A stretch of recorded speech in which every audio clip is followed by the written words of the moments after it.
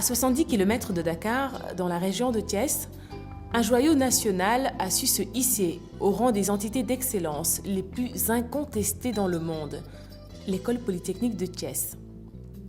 Le 23 mai 1973, le président Senghor décrète la création de l'EPT sous le parrainage de l'École polytechnique de Montréal au Canada.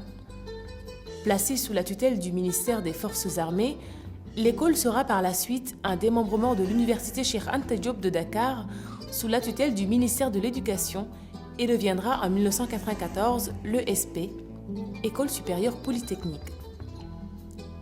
2007, l'école redeviendra EPT et sera rattachée à la nouvelle université de Thiès. Plusieurs grands hommes, ingénieurs en génie civil et en génie électromécanique, avec un nombre considérable d'étrangers, sont sortis de cette structure qui n'a plus rien à prouver au monde entier. Son credo, rigueur, engagement, excellence. Le président Senghor avait réussi à créer un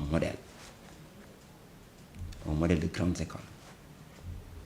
Une grande école qui était un tout petit peu, qui faisait la symbiose entre les meilleures valeurs de l'école française, les meilleures valeurs de la formation pratique anglo-saxonne, mais aussi les vertus de la discipline qu'offrait l'armée. C'était une très belle symbiose. Et nous avons vécu cela. Nous sommes le produit de ces trois choses-là. La vie estudiantine a eu à forger certaines qualités chez l'ingénieur qui a fait son séjour à l'école polytechnique. Parce que vivre pendant 5 ans avec des collègues, dormir avec, jouer avec, étudier avec, ça forge l'aptitude à travailler en équipe. Un ingénieur peut être très compétent, mais s'il ne peut pas travailler en équipe, ses performances vont être complètement altérées par ce défaut. Sur le plan pédagogique, le système de notation. Le système de notation basé sur la moyenne de groupe, comme on disait. On pouvait être sûr d'avoir une bonne note pour un devoir, mais on n'était jamais sûr d'être dans la moyenne de groupe. Et cela nous a poussé à faire vraiment la concurrence à tout moment jusqu'au moment de la sortie de l'école. Donc on avait un système de notation qui poussait à l'excellence. Il fallait vraiment être excellent, au minimum dans la moyenne de groupe, sinon au-dessus. C'était ça le point fort. Donc calqué sur le système nord-américain et plus particulièrement sur l'école politique de Montréal qui a parrainé dès le début l'école, le système de notation, c'est un système qui est basé sur des lettres A, B, C, D et E ou F comme échec.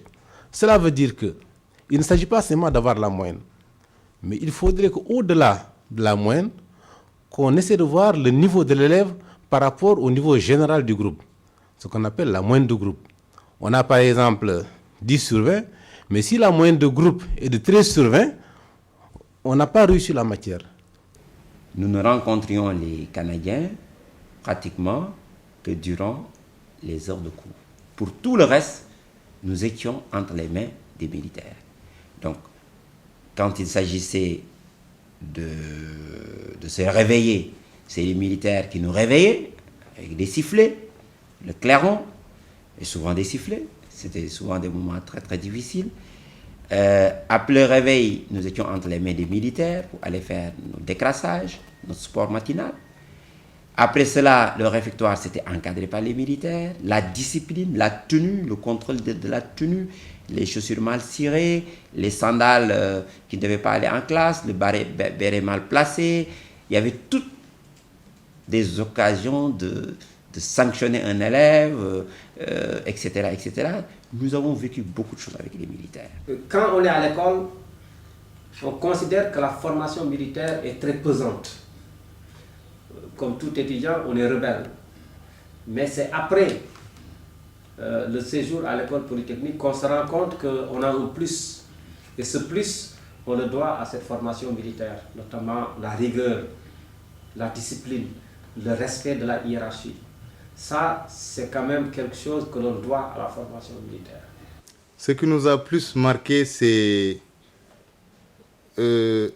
disons, la formation militaire qu'on a eue l'occasion de faire avec l'École nationale des officiers d'active et qu'on a essayé de généraliser. Bon, bien que ça n'a pas pu continuer, l'école est démilitarisée, mais nous, notre volonté était de généraliser ça au niveau des élèves.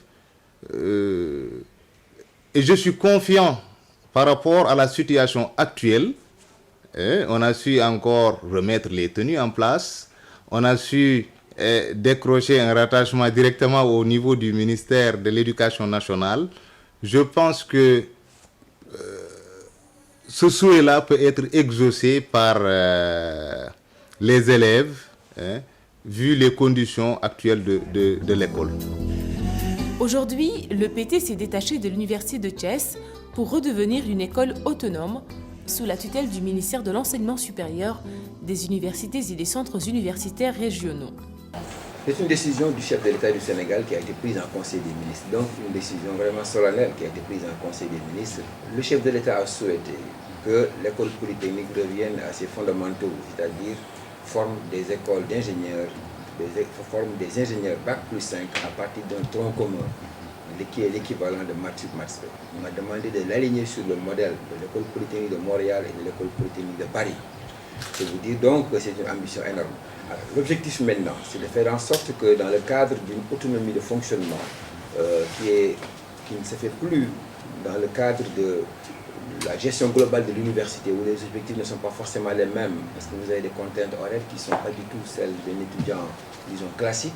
Le chef de l'État donc a souhaité qu'on puisse, toujours dans le cadre de l'excellence, renouer avec les traditions, en isolant en quelque sorte, pour que l'école polytechnique soit dans d'excellentes conditions de fonctionner, avec ses contraintes horaires, avec ses équipements, avec l'ensemble de son dispositif, pour que l'esprit d'école puisse demeurer. Il faut qu'on ait une école d'élite, comme on en a en France à l'école polytechnique, comme on en a au Canada à l'école polytechnique de Montréal, comme on en a en Suisse à Lausanne, etc.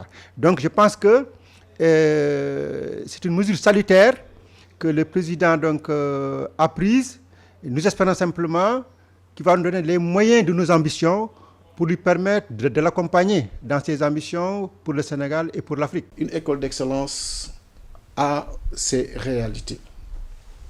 Et aujourd'hui qu'on est en cette autonomie, ça permettra aux directeurs, au corps professoral, aux étudiants, déjà qui sont conscients de leurs devoirs et responsabilités par rapport aux produits qu'ils doivent former pour leur présence sur l'intelligentsia mondiale, de pouvoir aujourd'hui mettre un programme adéquat, mettre les conditions adéquates et pouvoir faire un suivi de proximité véritablement efficace qui permettra à ce que chacun qui sort de cette école-là continue à être des monuments intellectuels dans ce pays-là. Et je pense que donc, pour l'avenir de l'école par rapport à cette mesure que viennent de prendre les autorités, je pense qu'on peut être en mesure de dire qu'on va vers un avenir radieux. Et on le souhaite. Nous aussi anciens, on va y travailler pour que ce soit le cas. On est extrêmement jaloux de nos formations, extrêmement jaloux de notre école, parce que nous savons ce que nous valons. Et si aujourd'hui nous la valons, nous savons ce qu'a fait l'école pour que ce soit le cas. École d'excellence, école de formation à une élite et l'école et l'université, il y a déjà deux concepts qui sont relativement différents, dont il est important de prendre conscience. Peut-être que c'est une prise de conscience là de nos autorités que ces deux formules qui ne peuvent pas aller ensemble. Ce débat a eu lieu également en France.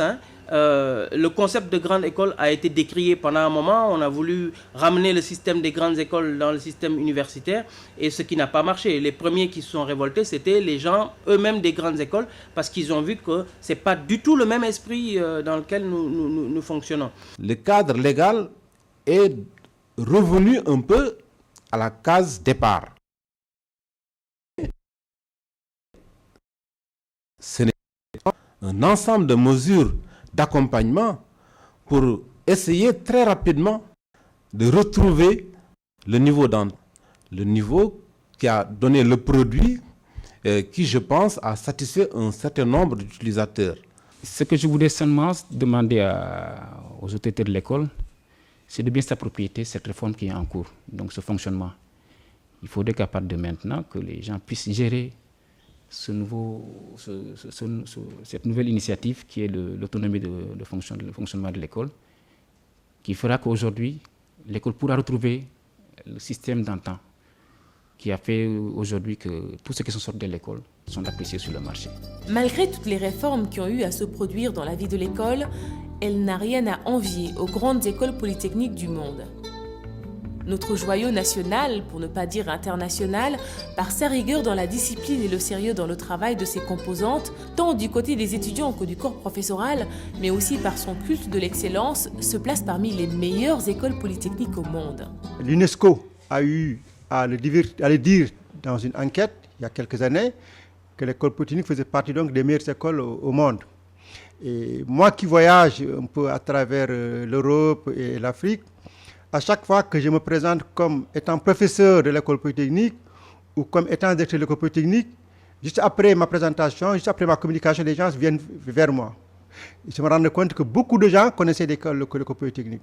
Aujourd'hui que je fréquente beaucoup d'écoles en France en tant que directeur, et le produit de l'école polytechnique est bien apprécié dans la mesure où tous nos étudiants qui font des formations post-grad, qui vont faire des masters, des doctorats, et à l'école des Ponts, à l'école centrale de Lyon, à l'école centrale de Paris, et s'en sortent très bien. Vraiment, en termes de niveau, les gens ne se posent même plus de questions à partir du moment où ils savent que ça vient de l'école polytechnique.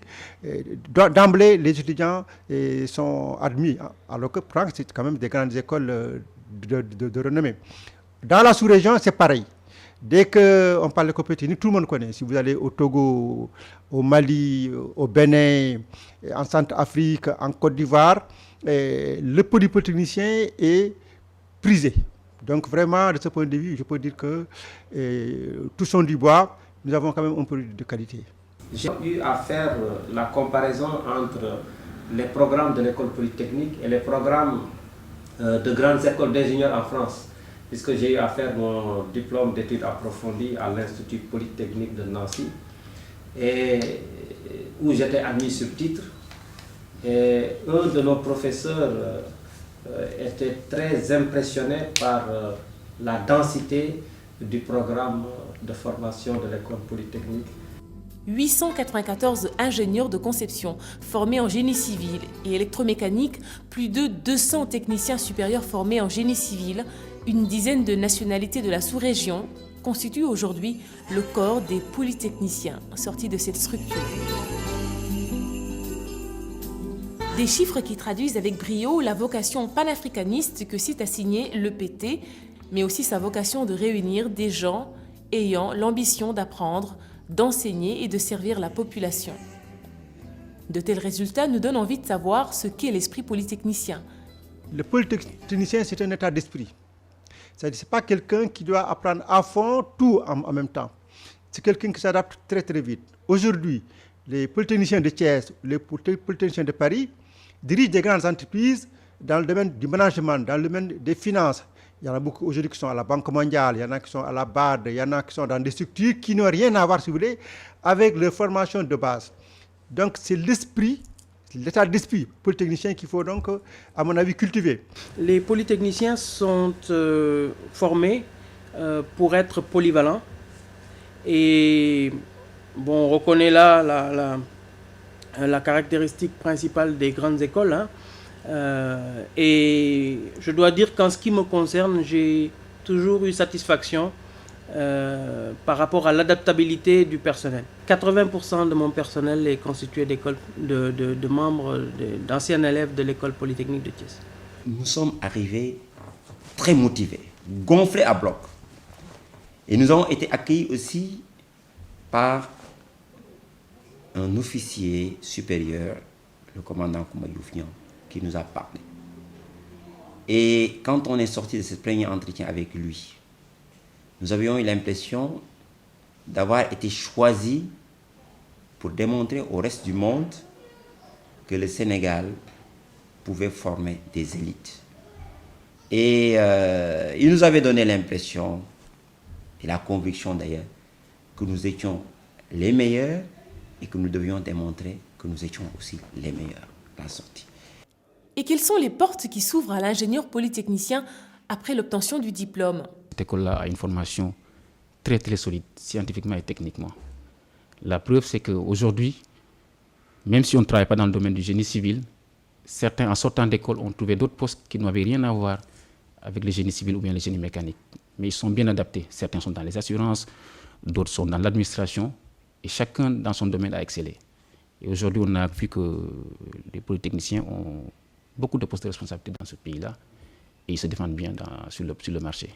J'ai surtout apprécié la polyvalence, du moins dans le domaine du génie civil, la polyvalence des élèves, des ingénieurs qui sont sortis de l'école polytechnique et qui offraient une très large gamme d'évolution dans le milieu. Il y en a qui étaient dans le secteur routier, d'autres sont dans le secteur de l'eau, il y en a même dans le secteur de l'assainissement. Et ça, je pense que cette possibilité, on la trouve du moins au niveau des instituts de formation qui sont localisés en Afrique, on la trouve qu'à l'école polytechnique. Vous savez, ce qui est le plus important dans la formation, c'était avoir un bon background, avoir les voies et moyens, avoir les possibilités pour essayer, quel que soit le problème qui se présente devant nous, refaire la formulation mathématique de ça et essayer de trouver les solutions. Donc aujourd'hui, si vous parcourez tous les cours que nous avons faits, moi dans le cadre de mon cursus, j'ai été, c'est vrai que technicien, la main dans le cambouis, pendant une période, bien sûr, 5 ans, 10 ans, mais après, au fur et à mesure, dans le cadre du relationnel, dans le cadre de la supervision, dans le cadre du day-to-day, on sera obligé de se détacher un peu, de superviser d'autres et de gagner en maturité. Et c'est ce qui fait que, obligatoirement, et c'est moi quand je reflète ça directement sur les différents cours que nous prenions de la première à la 5e année, on voit qu'en montant, on est en train de former la personne pour qu'il devienne un vrai manager, un vrai dirigeant. Depuis l'année dernière, les étudiants de l'école polytechnique, en collaboration avec son administration, organisent un salon du polytechnicien, cadre d'échange entre les porteurs de projets et les entreprises. Si on regarde bien les objectifs du salon, c'est de valoriser le savoir-faire de l'école. Donc c'est une initiative que je salue, c'est une initiative à encourager et je demanderai peut-être une implication plus forte de l'administration parce qu'après tout c'est un excellent moyen pour vendre son école.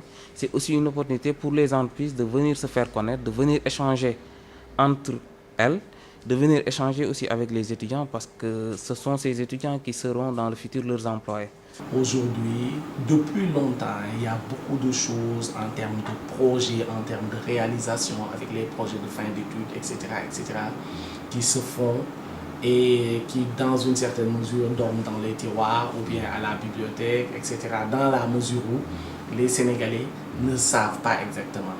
Et c'est pour moi, ce salon-là, comme on l'a fait l'année dernière, j'espère que cette année, ça sera de beaucoup plus grande envergure. C'est très très important dans la mesure où ça permettra à ceux qui ne savent pas, à tout un chacun de savoir quel est le produit qui va sortir de l'école polytechnique de Thiès et puis quelles sont les possibilités de ces futurs ingénieurs-là, qu'est-ce qu'ils peuvent apporter au Sénégal et puis à la sous-région, à l'Afrique. Que les décideurs, les chefs d'entreprise viennent comprendre qu'au Sénégal, qu'il y a des ingénieurs qui n'ont rien à envier à ceux qui sortent de l'école polytechnique de France, qui n'ont rien à envier à ceux qui sortent de l'école polytechnique de Montréal, que ceux-là viennent savoir que tout ce qu'ils ont besoin dans leur entreprise en tant qu'expertise, il y a des ingénieurs extrêmement bien formés qui sont là-bas et qui peuvent le leur apporter. Donc c'est important que cette ouverture puisse exister. Donc pour moi, ce salon du polytechnicien est une vitrine essentielle et importante entre étudiants anciens et eux autres décideurs et chefs d'entreprise, les stakeholders, toutes les parties prenantes qui ont aujourd'hui la possibilité de communier, de se comprendre et de pouvoir estimer à juste valeur ce qui se fait de très bien dans une école de qualité. Moi, je pense que c'est une très bonne initiative. Parce que la vocation d'une école polytechnique, c'est d'abord sa soudure organique avec le monde du travail, avec le monde du secteur privé et avec les anciens de l'école. C'est ce triangle-là qui fait la force des écoles polytechniques dans le monde. Cette solidarité qui fait qu'il y a un esprit de corps, un esprit d'équipe. Et c'est la raison pour laquelle j'estime que ce salon-là est un élément important, parce que le Sénégal a décidé de rompre avec la tradition française en matière de gestion des écoles. Nous allons introduire le privé dans les écoles pour qu'ils puissent dire ce qu'ils veulent, quels sont les domaines dans lesquels des formations doivent se faire. Est-ce que dans tel ingénieur, dans tel domaine, comment est-ce qu'ils voient les choses? Et c'est cet échange-là qui fait la force de l'école polytechnique, qui fait que le privé est domicile des recherches. Notre ambition, c'est que, par exemple, en matière de matériaux, de construction des routes, etc., que des BTP puissent accepter, des grandes entreprises, accepter de domicilier les recherches à l'école polytechnique et à payer des choses qui vont revenir à l'école, générer des revenus. Que l'école soit un lieu de créativité. C'est pourquoi je pense que cette initiative de permettre aux jeunes de Polytechnique d'éclore, de se développer, de faire preuve d'inventivité est une très bonne chose, d'autant plus qu'en réalité, ils ont déjà commencé à le faire. J'ai visité l'antenne parabolique, j'ai visité d'autres choses, et je pense que déjà vous êtes dans la bonne lancée. Aujourd'hui, après 30 ans, l'école a su rassembler en un seul bloc les enseignants, les élèves et l'administration qui parlent d'une seule et même voix. L'école polytechnique est restée, malgré les longues mutations institutionnelles rattachées à l'université de Dakar, rattachées à l'université de Thiès, malgré tout, on s'est rendu compte que l'école polytechnique était quand même dans un esprit de continuité en ce qui concerne l'esprit école. Je l'ai noté au niveau des professeurs, mais je l'ai noté aussi surtout au niveau des élèves. J'ai été très impressionné quand je suis rentré dans la salle du bureau de l'amicale avec une discipline que j'ai rarement retrouvée dans beaucoup d'écoles, beaucoup d'amicales de faculté, avec un culte de l'excellence, de la discipline, de l'ordre, et également une volonté de s'affirmer. Quand des étudiants ou des professeurs disent que nous voulons du matériel, nous voulons travailler dans d'excellentes conditions, servir notre pays, c'est ce qu'on peut appeler un mental de gagneur. Aujourd'hui, ce qui me remarque le plus aujourd'hui, c'est l'engagement des étudiants. Plus que, à la limite même, les enseignants. Ils sont très engagés et ils sont très, très solidaires. Et cela est très important. Parce qu'aujourd'hui, le monde est au réseautage. Et quelqu'un qui est rattaché à sa structure de base peut faire beaucoup de choses. Des frontières étanches, des nationalités réunies pour un seul et unique but, acquérir des connaissances. Telle est l'identité de l'EPT qui continue à évoluer avec un seul credo, toujours relever de nouveaux défis. Vous savez, une école d'ingénieurs digne de ce nom devrait refaire toujours la refonte de ses programmes au bout de 10 ans, parce que le monde évolue. Et nous envisageons, dans un avenir très proche, de nous réunir en séminaire et de revoir non seulement les projets d'ouverture d'une nouvelle filière, mais également la refonte de tous les programmes, parce qu'il n'est pas évident que moi, ce que j'ai eu à apprendre quand j'étais étudiant continue à être apprise. D'accord? Dans le domaine de la topographie, par exemple, les appareils que moi j'ai utilisés sont aujourd'hui obsolètes. Aujourd'hui, on parle de station, etc. Donc, nous allons très rapidement vers le fond des programmes pour être en phase avec les nouvelles technologies, pour être en phase avec le progrès, pour être en phase avec le monde.